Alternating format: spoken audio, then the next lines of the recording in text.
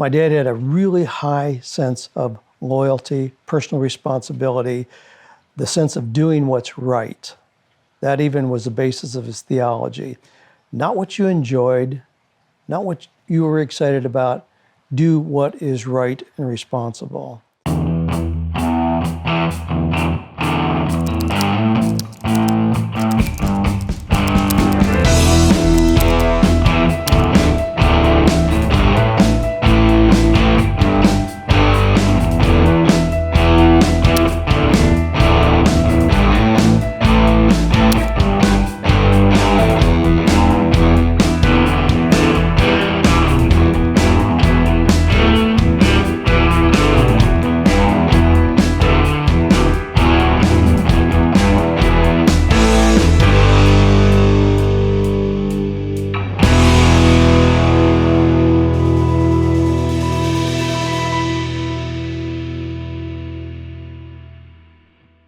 I'm Dan Miller. I like to be known as an author, speaker, coach. Those are things that are not as tangible as occupations used to be, but I love doing that. And in doing that, I help people really delve into their deepest passions, their strongest talents, and then how to blend those into work that is meaningful, purposeful, and profitable on Monday morning. Well, I grew up on a farm. Our family was very poor. My dad was bivocational, so he pastored a little tiny church in Ohio. But as a pastor, being Mennonite, not paid for that. You do that as your ministry service. So he eked out a living as a farmer, kind of a default position. Neither were things that he really felt a clear pull toward, but he was doing them because of expectations. But grew up on a farm, which was a blessing for me because I learned a little bit about plumbing, mechanical, carpentry, electrical, all those things, which I consider to be a really rich background. So we were very poor financially, but it gave me exposure to a lot of things and learned me to look for ways to make things better. So I'd take the lawnmower apart and figure out how it worked. How could I make it go a little faster than it was intended to go? So I loved that background, but in that, hard work, milk cows 365 days a year, twice a day, never any let up, throw hay bales in the heat of summer. So it was hard work, and that also gave me the incentive pretty early on to look for options to that. So although the trajectory of my life was pretty well laid out, I'd grow up, help my dad on the farm, I was inquisitive. I was always looking for things that would give me new options.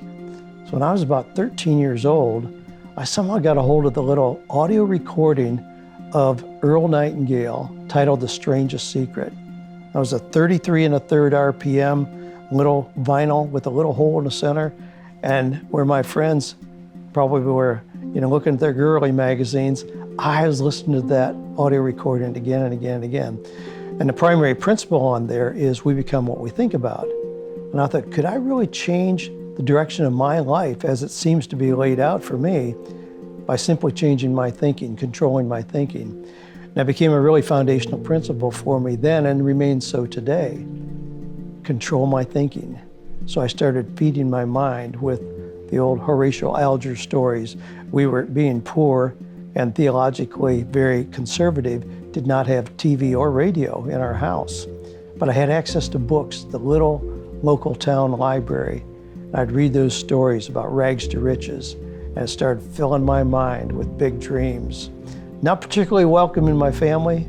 My mom and dad were both raised Amish, so horse and buggy Amish. Then they became conservative Mennonite, which was a liberal kind of move forward, but they were still very, very conservative. My dad had a really high sense of loyalty, personal responsibility, the sense of doing what's right. That even was the basis of his theology.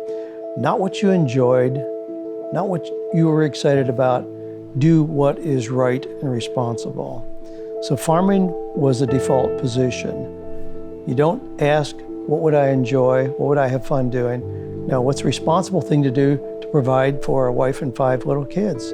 So he did that. So that was the model that I had. You just do what is right, what's expected of you.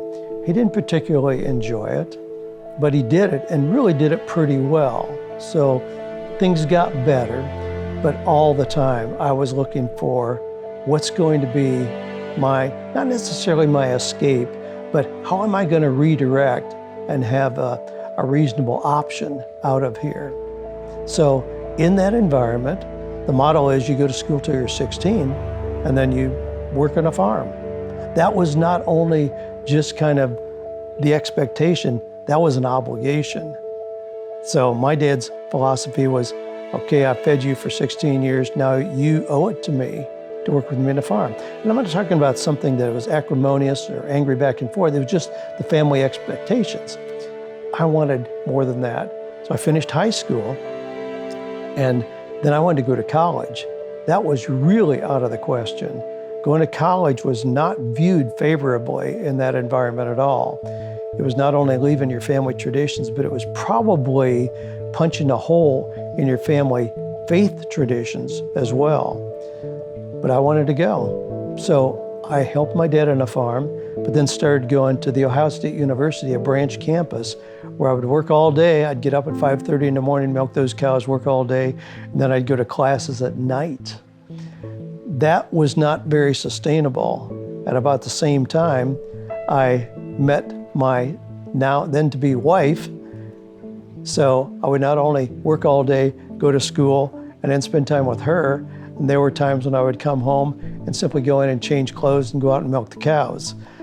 And I got sick in that period of time as a sophomore in college. Got very sick with mononucleosis, couldn't get over it. Finally, in an attempt to heal, had to share with my dad that I would not be continuing with him on the farm. I was going to choose to devote my time, what I had in terms of the energy I had, to college, which I did. Not a happy parting of the ways. Now, I'll be quick to say, time is a wonderful healer, and as time went on, and my dad loved what I did. We had a wonderful relationship, but that was a tough parting of the way. But it was one of those times where I saw that I had to make my own decisions. I couldn't just get swayed along with what the crowd was doing or what other people's expectations were of me. And that, again, has been kind of a theme that's run through, where I look for things that not everybody else is doing, things that can be done differently, things that can be done better, and follow that path. So I went to Ohio State University, and I know the usual model is to decide what am I going to major in so I can get a degree, get that piece of paper, and then I can get a job. That was never a motivation for me at all. My motivation primarily was a politically acceptable way to leave the farm, number one. So the only thing I could think of was going to college. That was the real reason. It was not so I could learn a trade or learn a skill so I could get a job somewhere at all. So I chose psychology as my major. And really what happened there too is I was more interested in who I was becoming as opposed to what am I doing. So it was always that blend. It's not just, I can do a lot of things, but the doing isn't as important as who and what am I becoming as I go through that process. So thus my academic pursuits at any level have always been for personal growth and development, not to get a piece of paper to go get a job.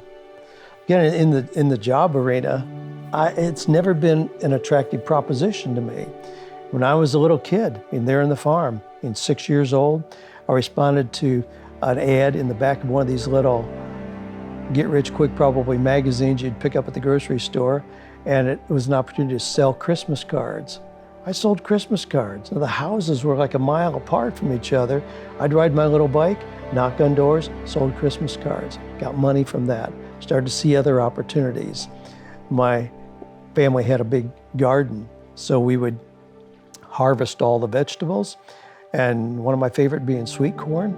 So when my mom had all the sweet corn she could possibly freeze or can, and I'd see there's a whole lot still out there that's going to get fed to the cows.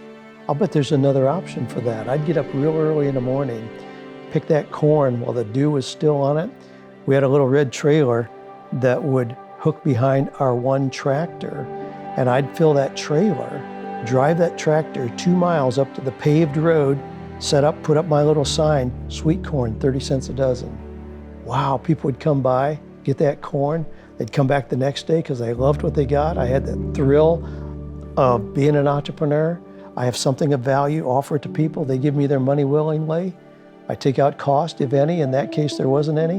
And the rest is profit. And I got hooked. For me, it was like, that's the only thing I want to do. Then I lived on a dirt road. A couple times a year, the county would come through and put a little oil down to kind of reduce the dust. Well, people driving in that, it'd mess up their cars. I offered to clean up their cars, take all the tar off it, clean it up, and wax the cars. Wow, another business idea.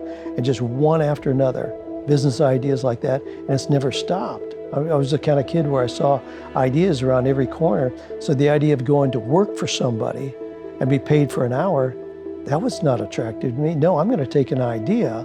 And even in that example, cleaning up a car, see, I'd rather say we agree on $25 to do that than to say, well, I'm going to pay you $3 an hour to do. That's not appealing. Say we're going to agree on $25, and whether it takes me an hour or 4 hours, that's up to me. But I've always been project-based like that and look for the end result. And that's what drives me, and that's what creates the business models that have been attractive to me over the years.